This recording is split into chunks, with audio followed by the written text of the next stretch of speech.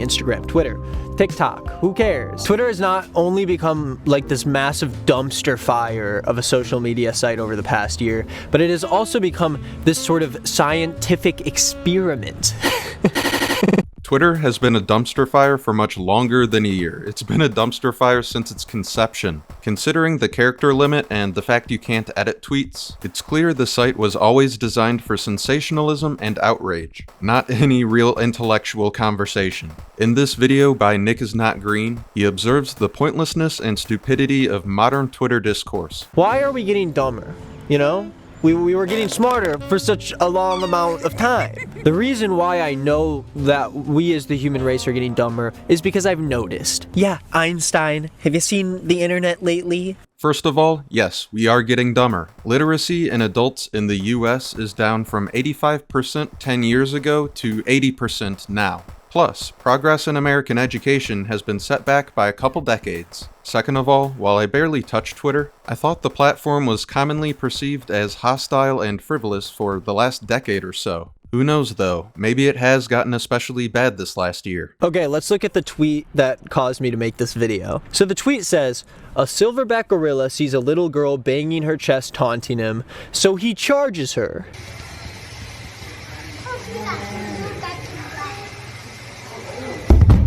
Oh man! Whoa! I came across this tweet that says, those parents are useless and probably shouldn't have had a kid. That little girl is an entitled brat. Personally, I think this argument is pretty bad. Wow, I never knew Nick was such a hypocrite. What a hypocrite. Because I remember a time not too long ago when another YouTuber did some chest beating of his own, and Nick didn't seem to like that too much. Today I want to briefly talk about the content creator Sneako and ask YouTube to ban him from the platform. You could tell by the way she's talking that she hasn't been properly in a long time. What you really need, Chad, is some Shut up with your feminism. Yeah, come here, come here. So in this comparison, the child would be Sneako, the one banging his chest. nickisnotgreen would be the gorilla, the one who tried to get Sneako banned. And Chad would be the parent. Although in this situation, I guess she would be more of a mother to Nick the gorilla than Sneako the kid. Now, a little over a month ago, Sneako went on his live stream to talk about one of my friends, Chad, who gave me permission to make this video, but had no part in the creation of it, and it wasn't her idea or suggestion for me to make this. If you watch this video and you also believe that Sneako should be banned from YouTube, you can go to his channel pages, click About, and then click the flag icon on the right side of the page and report the user. Thank you for watching. Have a nice day. That's a crazy thing to say, right? I don't think we should shame kids for beating their chest at the zoo, or ban content creators for sharing their intimate preferences in a way that might make you feel a little uncomfortable. He's just expressing himself. Did the parents not realize that's a show of challenge? Now, personally, I would not have been aware of that. Didn't know being an animal expert was in the How to Be a Parent guidebook. By that logic, how would Sneako know not to use certain gestures on stream, lest he be crucified by his fellow content creators? Now, I'm not sure if Nick takes issue with the fact that the tweet is criticizing parents, but I think we need to normalize making fun of parents. A mother could be practically starving her kid and nobody says anything, but the second somebody calls her a bad mother, oh, that's when it all goes off the rails. If you're allowed to drag another human life into this reality, then surely I'm allowed to say something about it. Society is so broken in California that employees are basically trained to help assist tens of thousands of dollars of merchandise being stolen right in front of them. Notice them holding customers back as everyone else just stands around and watches.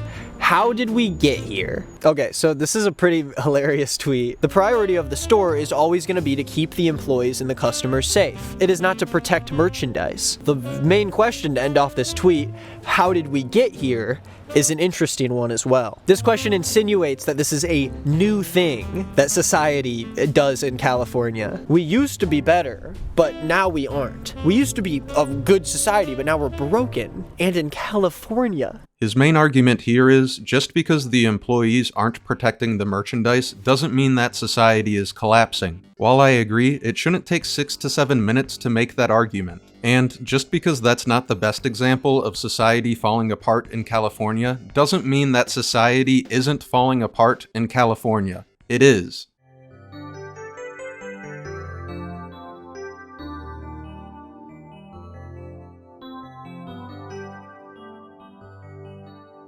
Is this video of people stealing iPhones from an Apple store in California, is that your best proof?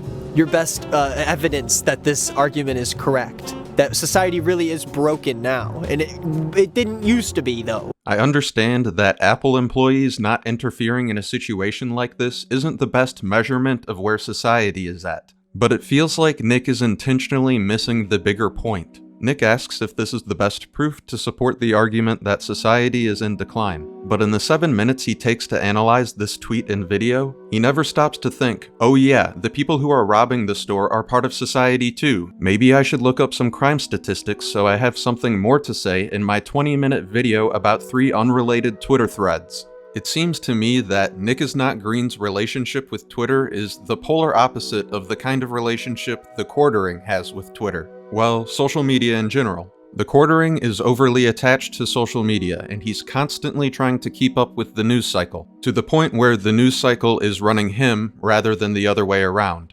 I'm tired. I've been working 14 hours a day. If you are a creator and free speech matters to you, and you don't immediately make a video, you don't immediately make a tweet, you don't immediately make an Instagram post, then I'll know you were lying about caring about free speech.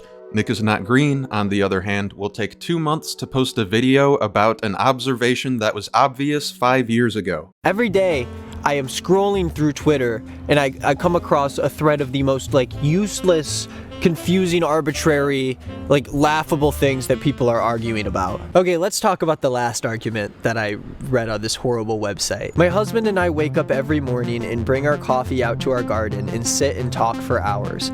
Every morning. It never gets old, and we never run out of things to talk about. Love him so much. Someone responds saying, for hours? But what if we weren't inherently wealthy and have to work and stuff? LOL. And it's always fun to do a little hating on Twitter. I do my fair share of goofing on the losers of Twitter when it's time to do so. And there are definitely times where that is the right thing to do so. Yes, there definitely are. There are definitely times. But this is not one of those times. This may seem minor, but to me it's a big problem. There is always room for comedy and criticism. People often lose sight of this very important aspect of freedom of speech. It's important to be able to freely express yourself. It's even more important to be able to listen to the things you've never been told. In medieval times, the jester was known to speak the truth without losing his head. He was the only person who received permission from the king to be allowed to tell it like it is, and was an important figure in the royal courts. I think it's quite understandable why blue-collar workers would get upset at the idea of people having hours to waste every single morning. Somebody who's just getting by could easily see that tweet as a flex, or even rage bait. So, whether it's a couple enjoying their morning or Sneako expressing his preferences to Chad, the people are gonna have something to say. Don't be so surprised when it's not the thing you would have said. Alright, that's gonna have to do it for this one. Shout out to the best subscriber squad in all of YouTube. I hope everyone has a wonderful day.